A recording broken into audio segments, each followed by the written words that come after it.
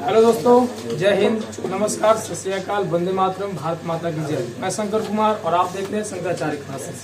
दोस्तों, आज हम लेकर आए हैं रक्षाबंधन पर निबंध।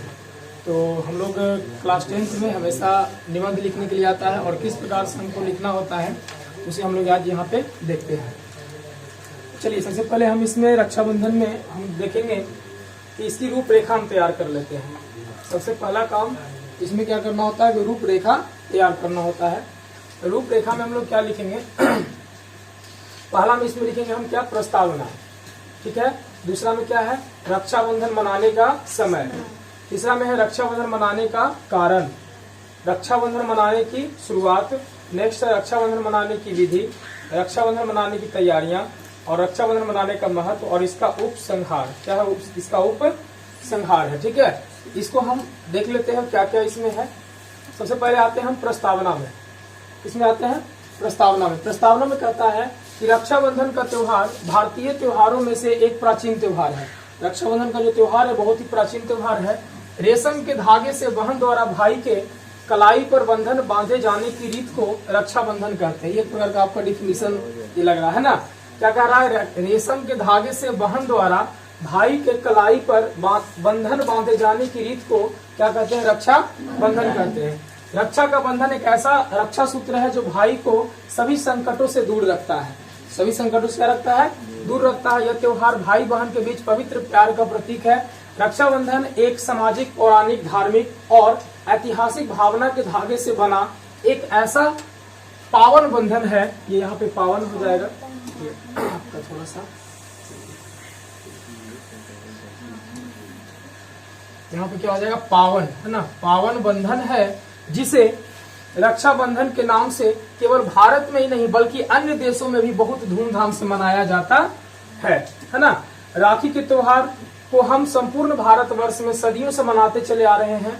आजकल इस त्योहार पर बहनें अपने भाई के घर राखी और मिठाइयां लेकर के जाती है ना। जाती है ना। अगर शादी विवाह हो जाता है या फिर कहीं दूर रहती है तो भाई के यहाँ मिठाई लेकर के जाती है,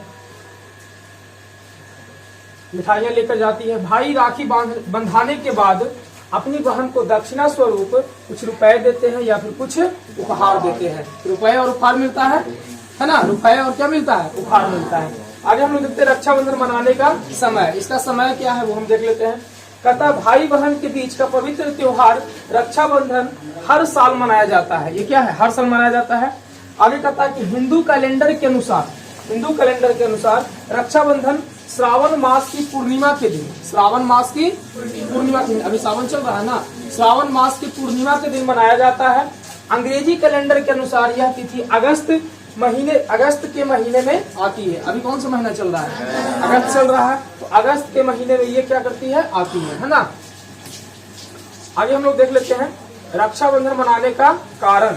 इसके पीछे क्या कारण है उसको हम लोग देखते हैं। रक्षाबंधन क्यों, इसका कारण क्या है इसके पीछे, है ना, मनाने के पीछे।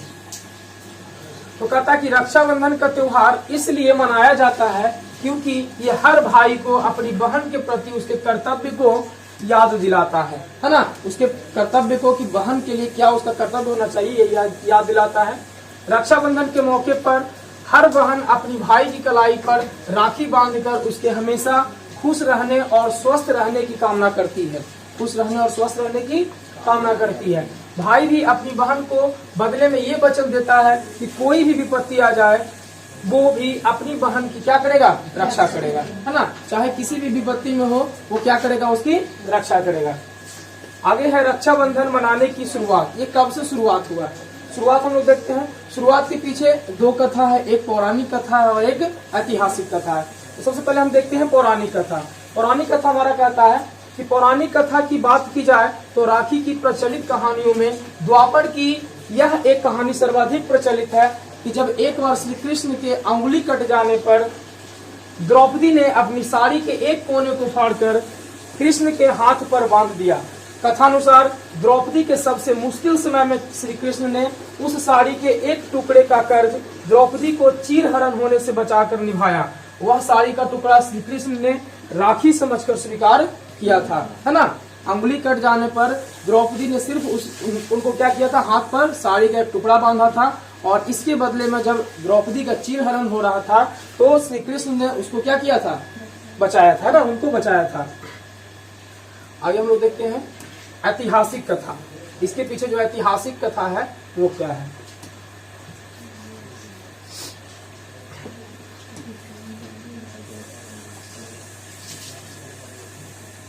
चलिए ऐतिहासिक प्रसंग को देखा जाए, पता ऐतिहासिक प्रसंग को देखा जाए तो एक बार मेवाड़ हो जाएगा, यहाँ पे मेवाड़ लिखा गया है। मेवाड़ की रानी कर्मावती है ना, मेवाड़ की रानी कौन थी, कर्मावती को बहादुर शाह द्वारा मेवाड़ पर हमला करने की पूर्व सूचना मिली। यानी कि किसके द्वारा, बहादुर शाह के द्वारा मेवाड़ पर हमला करने की पूर्व सूचना मिली।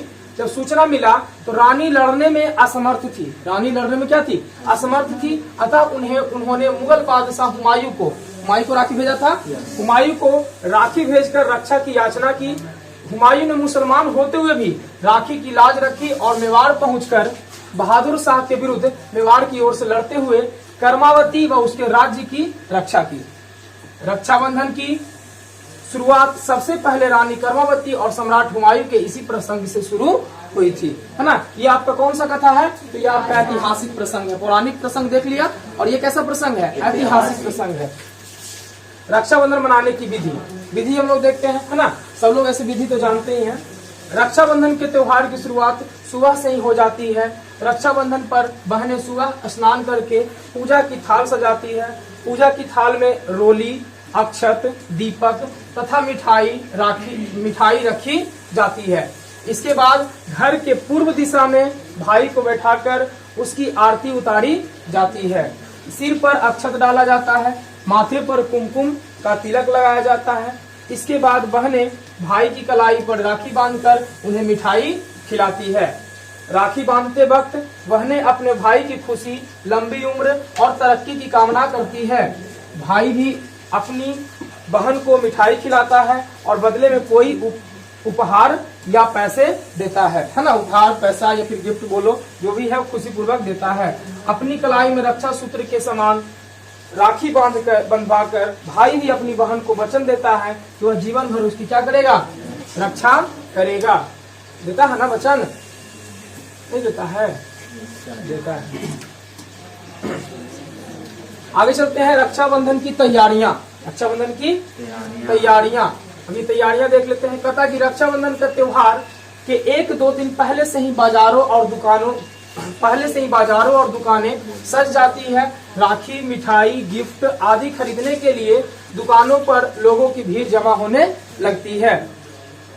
राखी से सजी दुकानें बहुत ही सुंदर लगती है।